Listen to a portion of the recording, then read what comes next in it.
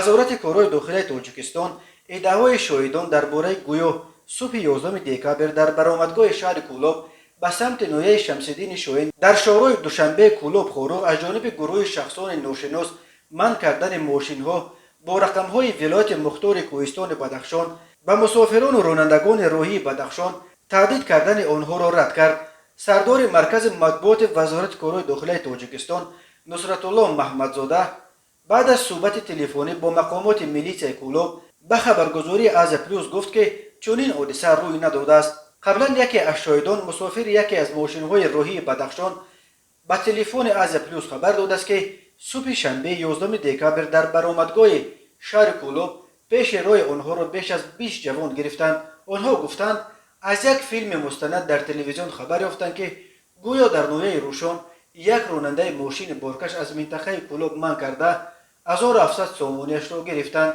آنها به مسافران تهدید میکردند و طلب داشتند که ساکنان روشان برای چنین مناسبتشان به آن راننده عذر بپرسند. خبر داده است همصحبت از پلوس او گفته است در بین آن گروه جوانان یگان نفر با لباس مقامات حفظ حقوق نبود.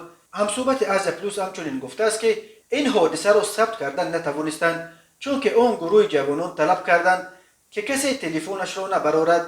تصدیق این ادعا از جانب منابع دیگر میسر نشد ولی مقامات روی دادن چنین یک حادثه را قطعا رد میکنند. شام 9 دکامبر توسط تلویزیون بدخشان و شبکه‌های اجتماعی فیلم مستند ساخته کمیته دولتی امنیتی با نام نیروی قانون نمایش داده شد که در آن حادثه‌های اخیر بدخشان کار دست سرکرده‌های گروه‌های جنایی و گلبدین زیابکوف ساکن نویه روشکلا که مرگ او سبب اعتراض‌های اخیر شد جنایتکار نام برده می شود. در این فیلم همچنین ادعا می شد که از ناآرامی‌های اخیر در بدخشان گروه‌های جنایی سوء استفاده کردند و راه‌ها را در داخل ولایت بسته از رانندگان رهگذر پول طلب می‌کردند. یادآور می‌شویم در جریان حادثه‌های روزهای 25 و 28 نوامبر در بدخشان 3 ساکن این ولایت به هلاکت رسیده دست کم 16 تن دیگر جراحت برداشتند.